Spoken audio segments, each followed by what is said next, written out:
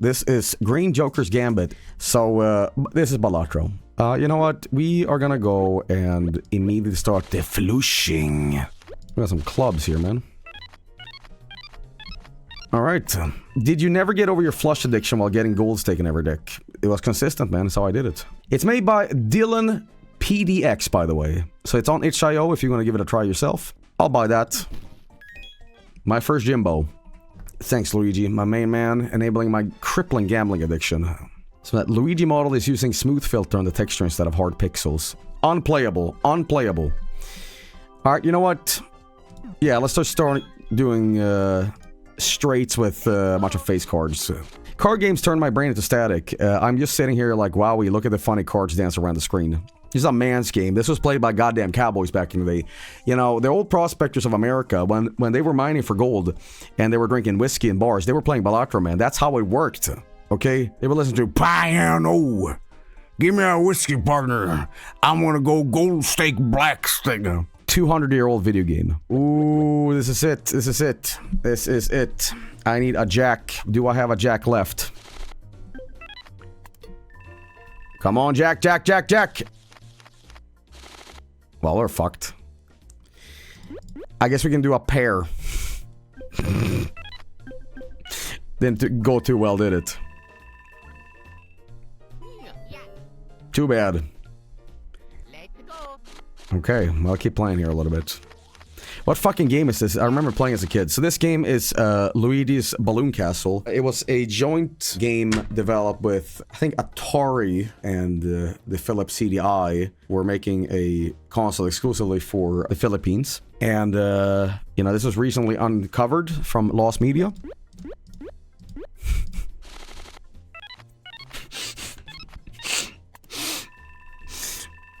Just lie. Just lie. Alright, you know what? You know what we're gonna do? We're gonna be the Flusher. That's right. The Flusher returns, boys. Okay, hypothetically, let's say this was released on its own game. Let's say Nintendo actually made Balatro back in the day on the DS. Do you think it would have actually been as successful as it is now with today's, like, demographic that enjoy roguelike, you know, kind of games? I don't think it would have worked as well back in the day. Because they're like, no, I want to jump on Bowser, man. Like, it's we want different things. It would have been too complicated. Want this card? Well, this could be good for flush, so I'm going to buy the Goomba. So I'm playing it and I have no clue what the fuck is going on. I'm also drunk, so I'm just arranging matches and somehow winning. Turnpike, it's a fucking Wednesday. Why the fuck are you boozing up? What? Do you go to a wedding or something? It's my day off. Okay, but do you go to work tomorrow? I've drank with people that, like, the next day they had to go to work at 6 a.m. And we were starting to drink at 10 p.m. Yeah, at 12 p.m. Dude, never drink when you have work the day after, okay? Maybe on the weekend and you're like, I got 2 days off. Because you have to sacrifice one day just to sit in a fetal position in the bed going, oh, God. Oh, Christ, you know. You need one day to recover. You can't have recovery day on your work day. Unless you, like, have a job that's like, oh, I'm a bed tester. I rate this bed after 10 hours of sleeping in it a 7 out of 10. Pretty good. Oh, well, that was my work day today. You know? Not all of us have to recover the day after. Yeah, well, I also remember being like 20 years old, so, dude, when you're that age and you're not that old yet, it doesn't fuck you up, but when you are older, you can't even have like one glass of wine or beer without it going very bad. You're like, oh, I feel tired, I have a headache. Your liver is on 1 HP, big bro. I don't really drink these days. I really, really don't. Like, if I'm drinking, it's more for like, you know, for Christmas or like whatever. Like, I'm usually with family or something like that, and I don't really get drunk because I feel like at some point you get bored of it shit. You just feel like I would rather be sober and like in full control and not feel crappy, you know. Like I can socially do that stuff, but like getting drunk, I rarely ever do that, you know. Like 2 days ago, I had pizza and beer. All right, add multiplier. Alright, fine. You know what? Why not? No. Oh, you can't sell them, right? Alright, we're just gonna see how long we can survive then. You know. When I was younger, I always felt an obligation to hang out with friends at bars or going out and having fun. The best way to drink nowadays is to sit the fuck home, hit up some people on Discord, and just watch a movie and laugh about it. Alright, because you can sit there and you don't hear loud music, and I think that contributes more to a headache and shit the next day after, because you're so mentally drained, you're so physically tired. So when you're at home, you can sit there with a beer and, like, you know, chill out. And it's way cheaper too, dude. It's so expensive to do all that stuff. I don't recommend it. And when I'm done, I can literally just turn around and collapse into bed. Hell yeah, dude. What's your craziest drunk story? Could be some drunk person you saw. I don't know. My craziest drunk story that I ever did? Possibly when I walked, like, 15 miles outside the city. I just kept walking with a friend. We just kept talking shit for like 10 hours. Just walking. While being drunk. We were like, hey, just go for a walk. It wasn't that long, but we basically like almost ended up in another city. And when I came home, we took a cab. Because they're like, what the fuck are you guys doing here on the like freeway, essentially? When I came home, I put one of my beanies in the neighbor's mailbox. I'm like, where is that guy? A random stupid question. Feel free to not answer this because it's like personal information, right? But if you like want to say it anyway. How old are you guys? And yes, 2 years old, haha. But it doesn't really matter, just generally. You can say 20s or 30s. 20s or 30s. 33, 24, 32. Basically 30s, mid-20s, right? The fucking Beatles, when they were done with their careers and the entirety of the band, they weren't even 30 yet. And they made some of the most legendary galvanized songs of all time. They weren't even 30. They were like 27 when they called it quits. Yellow Submarine, Strawberry Fields, Maxwell Silver Hammer, all those fucking songs. Yeah. And you look at pictures of them, and you're like, these guys look like they're in like maybe 40s, right? Like Paul McCartney with a beard, John Lennon. I'm like, what the fuck? And then I'm looking it up. I'm like, wow. Beatles finishing in the 20s is crazy. Yeah, it's pretty nuts. Some of that British plus drugs. It's okay to leave your dog in a hot car. Oh my god, I can't believe the Beatles wrote that. They were a literal boy band, though. Guys, do you think Pretzel's the same? Do you think that BTS being a boy band and the Beatles being a boy band, do you think they basically are the same? Who is Jimin equivalent of in the Beatles? I think Jimin Lennon. You know what I mean? Shit. Ringo. For all the Swifties in chat, I'll say this. Guys, I got awesome news. BTS is out of the army. They are back. And I really, really hope we can get a late Paul McCartney BTS crossover. Because as you know, Rihanna collaborated with, Paul McCartney. And they made that song, It's okay to leave your dog in a hot car. I think so.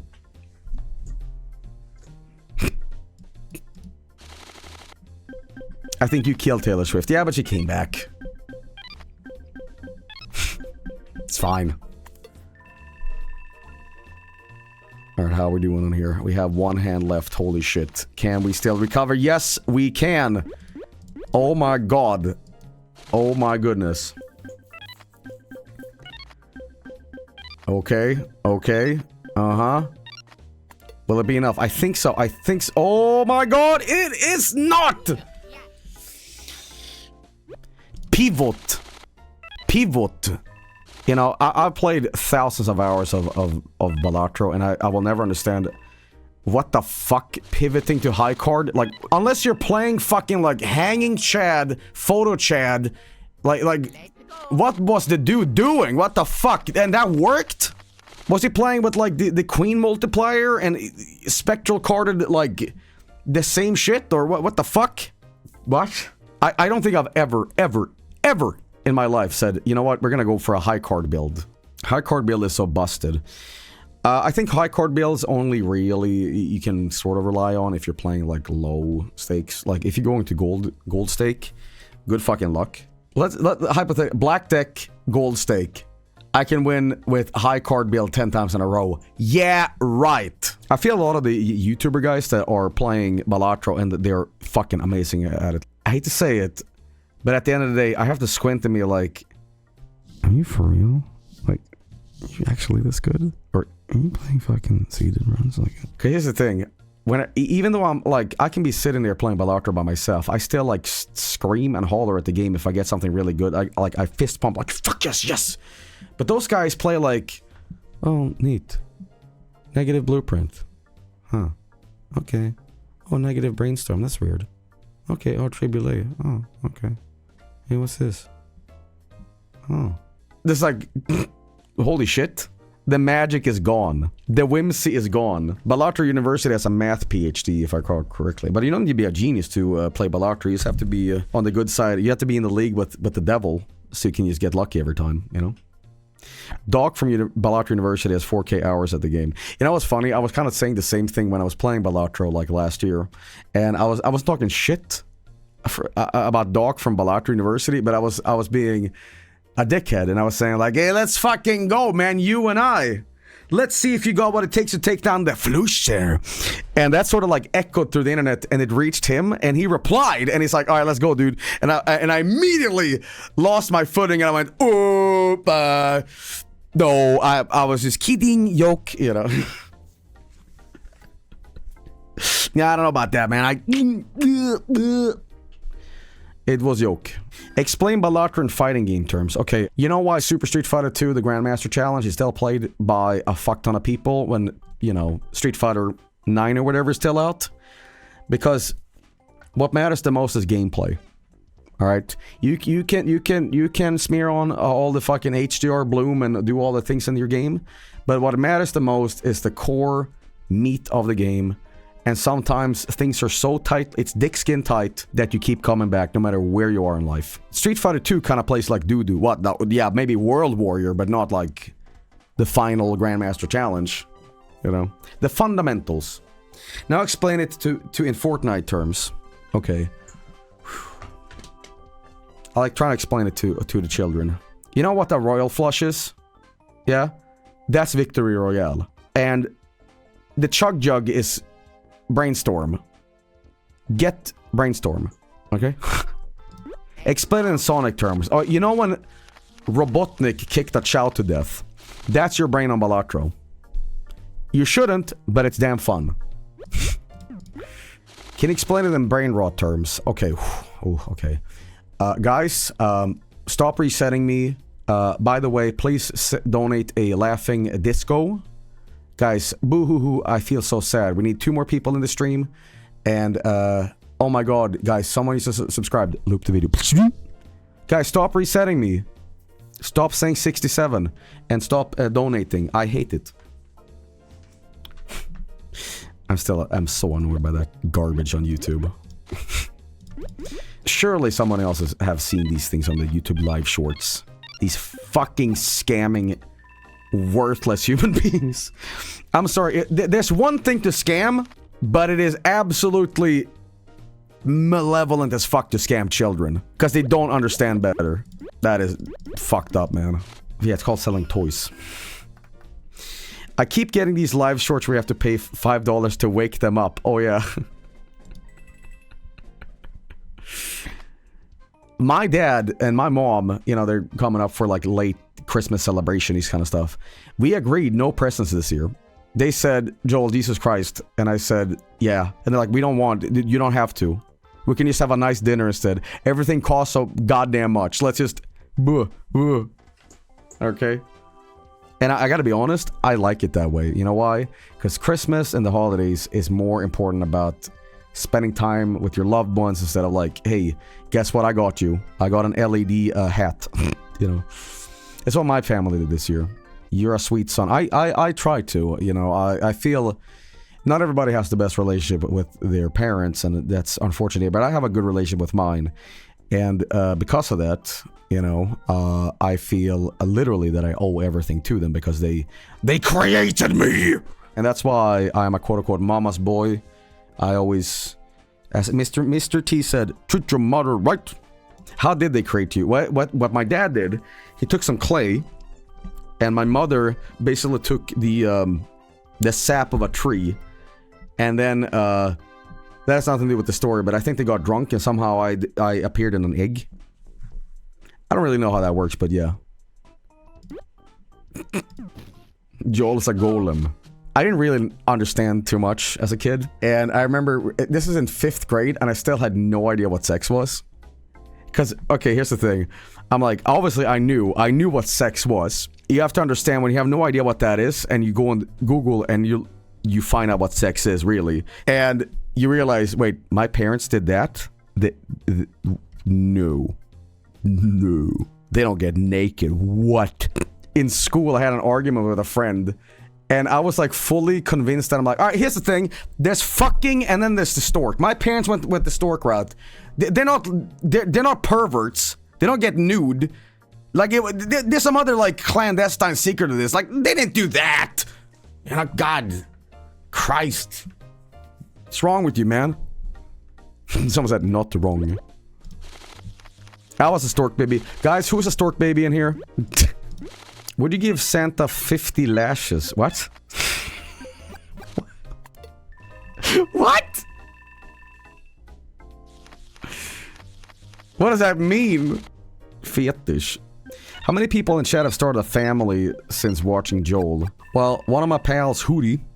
Hootie is like legitimately a dad. He's got a family and everything. Like, he made it. He made it out of the streamer swamp, man.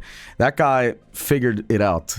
You know, he got a kid, you know, he locked in, man. Meanwhile, me, I'm like, how do I boil water? You know? That should work. Will I ever have kids? Honestly, that's a very serious question, but I can actually answer that. No, because I feel like I'm a kid myself, and I can barely feel that I'm an adult human being. And the knowledge that I can create life through my balls is the most horrific thing I can possibly imagine. I would actually, hypothetically, like, say I have a son or daughter, I'd actually look at him and squint at me like, what's the fucking scam here? Who are you? Are you like a little guy that they shaved? Like some guy from like Indonesia called Billy? Like, who are you trying to... Listen, if you want $2, man, like, you know what I mean? Like, that's not real. That's not real. But Papa. Joel the Second is a scary concept. There's one program that I actually stop and watch whenever I'm at mom's place and shit like that. It's the border control television shows. It's the one where like, it's in Australia or something like that. And then there's people that are like, yes, please, I'd like to come into the country. And they're like, why do you have like 65 bricks of cocaine underneath this pile of clothes? And they're like, sorry, it's for my son. He has an allergy and this is medicine. And they're like, but it's cocaine. I did not know that. Like, what the fuck? You ever watch Game Center CX? I have a good relationship with Game Center CX. I had a crazy ear infection back in 2010, 11, 12, I forget what it was. And they prescribed me these painkillers. It was morphine. I had an ear infection, and it was basically the eardrum, whatever it was called, was about to explode from the pressure. It was a 10 out of 10 pain, worst pain I've ever experienced in my life. So they gave me like paracetamol, morphine, or whatever the fuck shit was called. And all I did every day, I was so drugged up on morphine that I was basically drooling, and I'm like, I gotta do something to watch. So I was just watching like Game Center CX, like drool from my mouth, like, oh, this feels nice. And it was just a Reno like failing in Ninja Gaiden. I'm like, hell yeah, this is good. But that was seriously, when they say like, oh, the baby has an ear infection, I'm like, oh my god. Ear infections can be some of the worst pain ever. It is so fucking painful. It's like it almost felt like I was touching my hand on a hot stove and I wasn't pulling away. It was like a 10 out of 10 searing pain that would not go away. And no matter what I did, I put my, palm of my hand towards, side of my face, and I'm like, stop! It's Jesus Christ. I have such a goddamn fear of kidney stones. Stop talking. If you've ever experienced something like this, chat member, and you've experienced it personally, you are basically a war hero in my book. You have gone through hell. Like, I can't imagine something like that. My mom said something to me when I was very young, and it has stuck with me ever since. I must have been 7 or 6 years old. I asked my mom, What's it like when a baby comes out? Does it hurt? And she put it in layman's terms. She said, Joel, I want you to imagine this. Imagine peeing a watermelon. And then it hit me like a fucking freight train. I'm like, oh, okay. I understand now. Okay, don't say no more. Music stops. Apparently a roller coaster called Big Thunder Mountain Railroad helped people pass kidney stones, so you used to ride that and you either scream in fear or in pain. I'm looking this up right now. Here's a website that is scientific, and I probably would add 16 quotation marks around it. But let's see. Let's see. This is from science.org, so this is probably a very real website. Disney World is the most magical place on Earth, especially if you're struggling to pass a kidney stone. Okay, you know, okay, well, we're just gonna close it down there. But do we need anything more? Mickey Mouse coming out with the fucking intestinal urethral exit device. You come to Disneyland, Disney World, and, you know, this little rat comes out and goes, "Oh, Pluto!" And he attaches. And you're like, all right, hit me up, big man. And he goes, "Oh!" That's what I'm talking about. Dickie Mouse help you reverse CBT. Okay, boom. I just got a really funky idea of making a stream specifically to pass kidney stones to. And it's like strobe lights and like reverbed audio of me going like, you know, pee it out, pee it out, pee it. It's like hypnosis. It's like iDoser content. That's every stream, Joey. Do it right now. Do it right now. Kidney hypnosis. Pissdoser. Binaural kidney stones to sleep to. I dread that the developer of this is checking out this VOD ever. And, you know, after a while, they skip through the VOD and they're like, you know, Joey seemed to really have enjoyed this. And I'm like, okay, but it's getting a little boring now with the anecdotal bullshit. It skips ahead. And suddenly, you guys ever piece of stone out of your urethral vagina? Yeah, you know. And then they're like, you know, I don't think this stream is for me. This is a little... too much. It's a little too much, Joey. Yeah. Wario. Wow! Welcome to Wario. Welcome to Wario Kidney Stone Hour. Wow! Mario. It's a stone, Luigi. Urin Geller Street. Guys, I think I'm gonna call it here. I thought this game was really cool. It is free to download on itch.io, but it's a basic Balatro. There is a monkey that Lotolic is linking me. God damn! Fuck! God damn!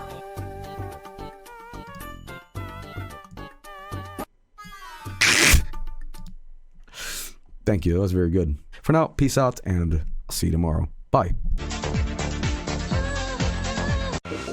Complete global lactation. Shit!